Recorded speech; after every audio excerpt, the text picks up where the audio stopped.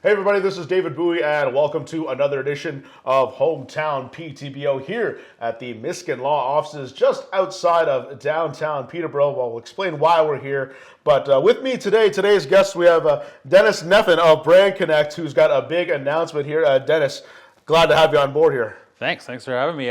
So I guess the biggest announcement is that Ribfest is back. Big it was thing. it was a scary moment there. We thought it might not happen this year in 2025, but myself and some people got together, and we're bringing her back. There was a lot of uproar from the community when we found out that there wasn't going to be a Ribfest for a while, indefinitely. We found out in late December of last year, but you decided to hold the phone. We want to bring this back. Hold on. We want to bring Ribfest here. So tell me, how did you decide to get Ribfest coming back here to Peterborough? Well, actually, I spent the last 10 years out west in Alberta, and actually I ran Ribfest events across the province, the Western Canada Ribfest Tour. And I just kind of finished my tenure there, and I was like, I'm really going home to Peterborough. I'm going to move back home. And I wanted to volunteer for this Ribfest. And then when I found out it wasn't happening, I was like, okay, well, hold on, guys. We can do this. So I reached out to some community members and said, hey, you guys have any interest in doing this? And they all said, yeah. And the response was amazing. And here we are today. And now we have an event. Well, thankfully we have it because it's always been a big mainstay here in Peterborough. Everybody always looks forward to coming to Ribfest each and every year. So it's nice to see you, keep it alive and keep it going here. So, but now that you are the mastermind behind all this, what are some of the new things that we can expect here for this year's Ribfest? First things first. Ribfest in Peterborough has always been a great event. Rotary did an amazing job for the last 19 years. I attended every year. I'd fly home for it sometimes. Love Ribfest. But as we're going to have many different beneficiaries this year, more groups, nonprofits part of the event, a lot of fresh eyes, a lot of fresh ideas. So you're going to see a whole different format. Even the new location allows us to bring in some new elements to the event. We're going to increase some entertainment for the big stage. We're also going to have some more family-friendly activities like bouncy castles for the kids. And you're going to be able to go down there for the full day and spend a day at the Crary Park by the water and enjoy some great food, some great entertainment.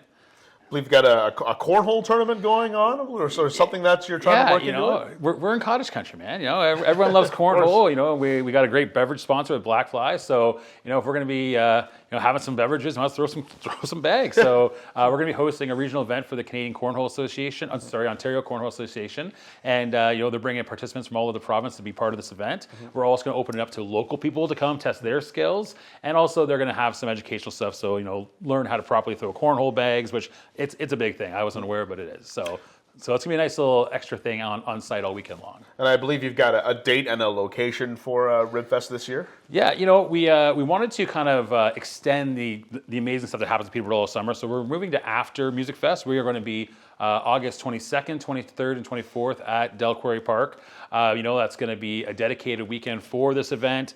You're going to see it's going to be great.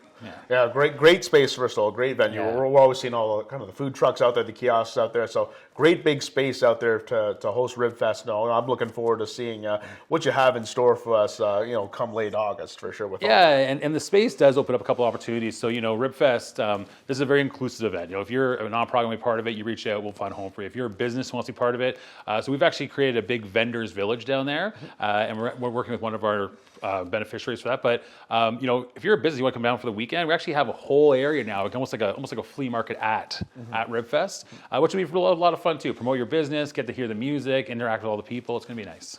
And I know that you're trying to bring a major local flair here to Ribfest. For example, here we're at Miskin Law. They're the ones who just gave you a check, a sponsorship check, which is nice because it definitely takes a lot of money and a lot of effort and a lot of community effort to really get this thing going here. So, and I know you've reached out to so many companies and businesses already.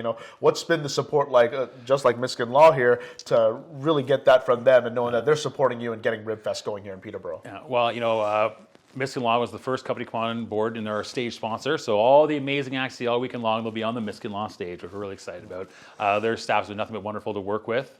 But it is that. So if you read some of the articles prior about Ribfest not happening anymore, it was the increased expenses, it was the increased cost of hosting an event of this magnitude.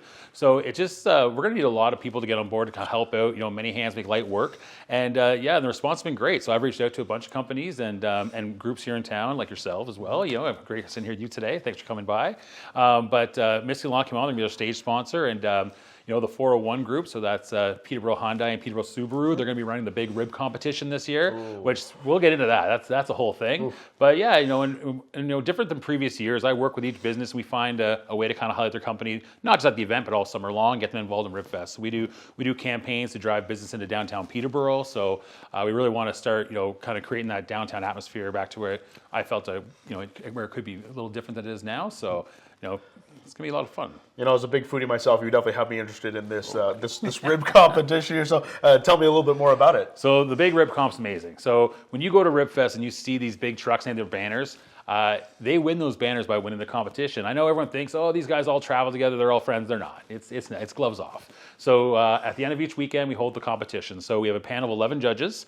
They all try each rib truck. They don't know who's who. So I bring it out blind. They say, rib 1, rib 2, rib 3, rib 4. They vote for their best sauce, best ribs. Then I tell them who won. We invite the teams out. They get their big trophies. And that's how they win their banner. So next year, one of these trucks will have Best Ribs Peterborough 2025, voted by the people. And so if you've never been to Ribfest, you come next year, you're like, well, they won Best Ribs last year. They're probably the best, right? So it's a big thing for these guys. But the big rib competition is a lot of fun.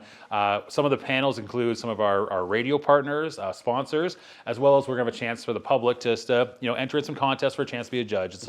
It's good. So. Just let me know. I was going to say, you in there? Let me know if you need a spot for a judge, so I can definitely help you. We'll get you one of the weekend VIP passes. Wonderful. Well, that is fantastic that you're helping revive a great mainstay event here in Peterborough to keep Ribfest going. And best of luck to you and the rest of your team on getting this going there. Thankfully, you came back to Peterborough. I know you've been born and raised here, but you went out for a bit. You come back now, bringing back Ribfest. So thank you so much for doing that, and great to have you on board. Yeah, thanks for having me today. All right. Okay. Thanks for watching, everyone.